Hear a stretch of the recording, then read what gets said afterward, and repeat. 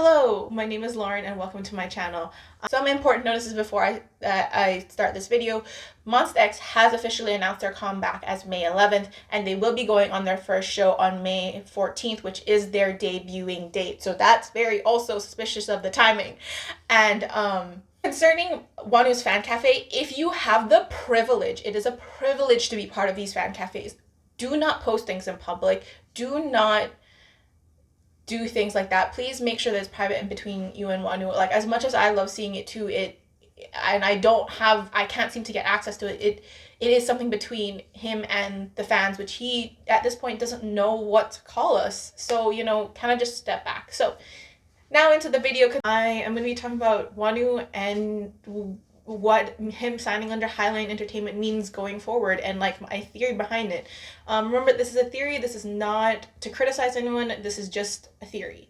I was already having these thoughts and discussing them with someone else, but I looked on Twitter and someone else is also having these thoughts and put it in a much better way than I ever would.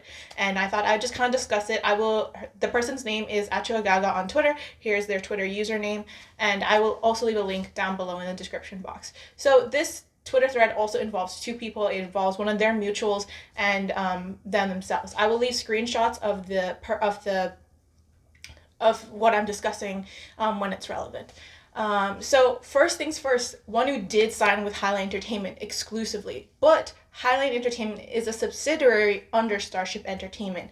It being a subsidiary under Starship Entertainment and generally only being used to manage like sideline activities such as Youngwon's DJ career, such as under the pseudonym of DJ H1, it's kind of very suspicious that he would sign so close to Starship if he did not have the intention of potentially doing something with Monsta X, whether it's being producing or being back part of the group as well. It means that even though he's signed under Highline Entertainment, he's still signed under Starship, the parent company. That's essentially what that means. If you look at like the Black Label by YG, it's kind of like the similar situation. If you look at Super Junior's subsidiary under SM, they're still part of SM. So if you there is precedence for people being under the same label but having higher management. That's just the way it works in Korea and in the world.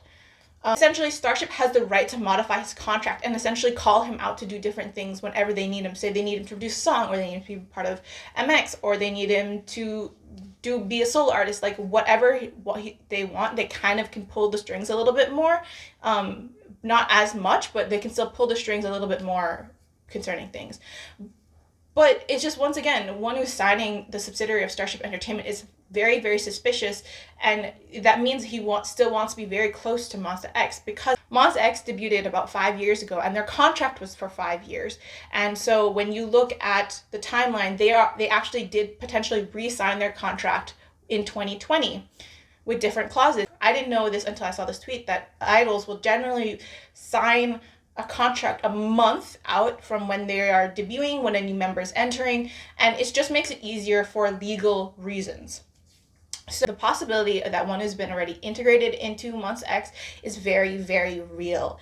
And if you look at some of the other clues that we've seen just like out in public, when he was out in public the other day, right after he had been cleared, he'd been seen buying coffee for 6 of his friends, presumably Monsta X, and he signed his name Wonho, which we thought maybe he would go under a different pseudonym if he were to re-enter the entertainment industry, but no, he decided to keep his name instead of using his real name or a different pseudonym, which he could have done.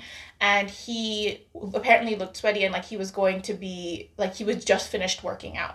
And so that's the reason that Wonho potentially just signed with Highline Entertainment instead of Starship Entertainment directly is because the general public has to get used to him being in the spotlight again, being in these sort of things again. And so they have to slowly reintroduce him back into the world and into the industry. Essentially, we know that Mombays love him, and we know that Mombays want him back, so that's very important to know and to keep close to your heart if that's what you're concerned about.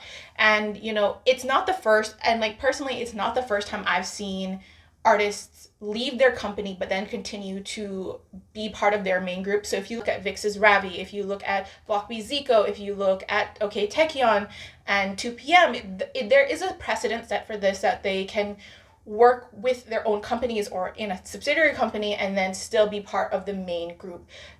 that's kind of just a thing that's happened. Why are they delaying his announcement, or potentially an announcement that he's back in Monsta X? Well, Gravity is about to debut. Gravity has already debuted, or will debut at the time of the posting of this video, and so they don't want to reintroduce him right now and take all the attention away from Gravity, because they've invested a lot of money into Gravity, and so they want, obviously, for it to be a successful venture and a successful band. So they're probably going to wait a while to announce something concerning Wonho and what he wants to do.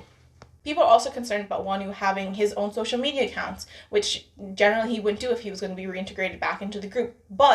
And he was also taken off of the official Monsta X cafe, but he also now has his own cafe as well. So Highline Entertainment at the time of this announcement was following the official Monsta X account, but suddenly they gained a lot of followers very, very quickly, and so they immediately unfollowed Monsta X, which is a little bit suspicious, because it was like they had an announcement, and this is a quote from the person, they had an announcement and they weren't supposed to reveal it just yet, and so it was really suspicious, the timing of them just like unfollowing Monsta X. It was weird. So as of right now, and if you look at Monsta X official Instagram, Twitter, Wonho's stuff is still there.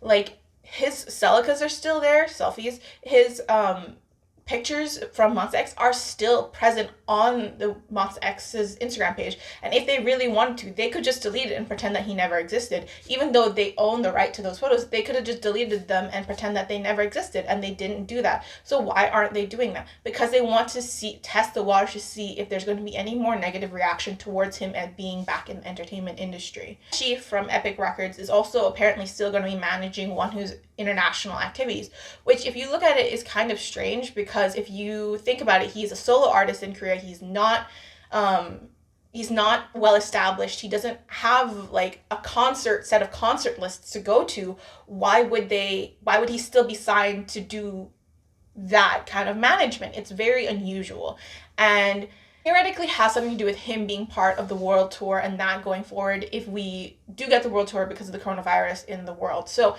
yeah. So final thoughts is just that I can see Wonho potentially doing solo activities, but I don't know if he really wants to, or if he was just kind of like backed into a corner, because Wonho himself has said that he how grateful he is that he has Monsta X and that he has 6 brothers, and that he doesn't have to go out on stage alone. Like, he loves that feeling, he loves that environment, and he's always spoken openly and extensively about those situations. And he doesn't want to perform on stage alone, because that's not the person he is.